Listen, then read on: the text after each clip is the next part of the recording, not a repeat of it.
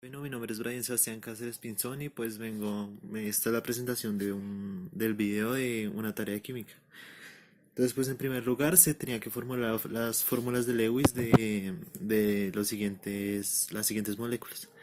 Del O3, del CH2O2, del SRF2, del ClF3 y del C2H2. Entonces, pues ya está elaborada aquí la del O3, la del C2H2, la del SRF2 y la del CRF3 y por último esta. Entonces pues para cada una se tuvieron en cuenta los electrones de valencia que tienen en su última en su último nivel de energía y pues se miró cuál de los elementos era más electronegativo y pues era el que atraía un elemento.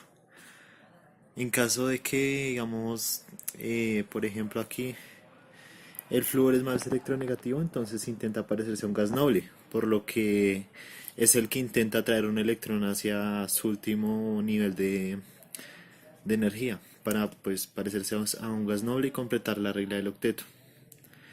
Bueno, entonces ya en segundo lugar se establecieron las geometrías moleculares que las obtuve viendo los grupos de electrones, ¿sí? El total, los libres y los enlazantes de cada una de las moléculas. Entonces, pues la geometría molecular del O3 sería angular, la del C2H2 sería una trigonal plana, la del SRF2 una lineal, la del ClF3 una en forma de T y la del C2H2 una lineal. Entonces, pues eso se obtuvo de una guía que nos dieron en la práctica de laboratorio donde nos especificaban pues en los grupos de electrones totales libres y enlazantes cuál era su geometría molecular. Bueno, ahora pues su momento bipolar lo obtuve pues como dije ya anteriormente comparando la electronegatividad de cada uno de los átomos y pues por ejemplo, ahora voy a explicar por ejemplo esta que es sencilla. Entonces pues ya había explicado ahorita que el flúor era más electronegativo, entonces es el que tiende a jalar los electrones del estroncio hacia él. Entonces, pues, digamos en este caso, el estroncio tiene dos electrones en su último nivel de valencia, entonces, pues, digamos que los intenta perder, entre comillas, y el flúor los intenta ganar, por lo que el flúor aprovecha eso y se roba un electrón y de igual forma lo hace al otro lado.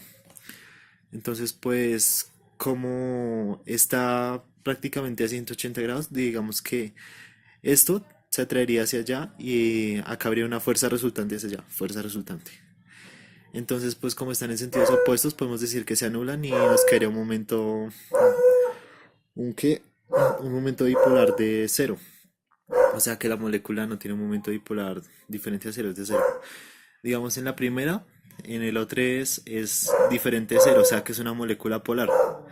En el CH2O2 es también diferente de cero, el momento polar, entonces es una molécula polar. Acá es cero, o sea que es apolar. Aquí también es polar porque es diferente de cero. Y aquí también es apolar porque es igual a cero. Entonces las fuerzas intermoleculares que podríamos tener según estas moléculas, pues yo las clasifiqué, digamos, en los polares, que son el O3, el CH2O2 y el ClF3, que digamos estas podrían llegar a presentar dipolo-dipolo, ya que tienen dos polos, un polo positivo y uno negativo. Y digamos, hay algunas como esta que digamos si las mezclamos con agua podrían tener puentes de hidrógeno, pero eso lo explico más adelante, lo de los puentes de hidrógeno. Entonces las polares pues digamos que dipolo-dipolo, que es decir que la parte positiva de un polo se junta con la de negativa de otro polo y igual así, las positivas con las negativas se atraen. En las apolares pues se forma es lo que decimos que es un momento dipolar instantáneo, aquí los expliqué. Ah, pues lo que yo explicaba acá, digamos, esto es un dipolo, pues el lado negativo se va a unir con el lado positivo de otro, como el profesor ya lo había explicado en clase. Y un momento dipolar instantáneo es cuando, digamos, las moléculas son apolares, pero digamos el movimiento de sus átomos, porque un átomo de sus electrones, qué pena. Los electrones nunca van a estar quietos, entonces pues la vibración de ellos hace que, digamos, en algún momento las cargas se lleguen a distribuir y pues estas, digamos, por un momentico va a haber una atracción, digamos, acá del lado negativo al lado positivo y del lado positivo al lado negativo. Entonces esa podría ser un momento dipolar, pero instantáneo, se forman en pequeños momentos. Pues el quinto punto era que cuáles se disuelven en agua. Entonces pues seguimos la regla de que una sustancia polar disuelve otra polar y una apolar disuelve en las apolares. Es decir, que una polar no disuelve una apolar, ni una apolar disuelve una polar. Entonces pues las que se disuelven en agua obviamente van a ser las que son polares, porque el agua es una sustancia polar. Entonces, pues como es polar, disuelve los polares también. Todos los polares eran el O3, el CH2O2 y el ClF3. Esas son las que se disuelven en agua. Como quinto punto tenía que cuáles eran las fuerzas intermoleculares presentes con el agua, pero con las moléculas que se disolvían en agua. O sea, estas mismas de acá las puse acá.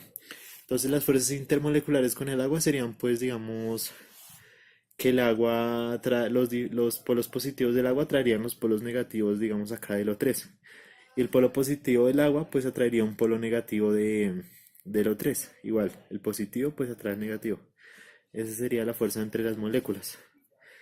Igual pasaría con el CH2O O2, porque del mismo modo va a tener un polo positivo y uno negativo, y ese positivo se atrae con uno negativo, y ese negativo se atrae con uno positivo. Y de igual forma pues con el ClF3, que va a tener dos polos, uno positivo y uno negativo. El negativo va a verse atraído por un positivo, y de la misma manera un positivo va a verse atraído por un negativo. Pues eso sería todo.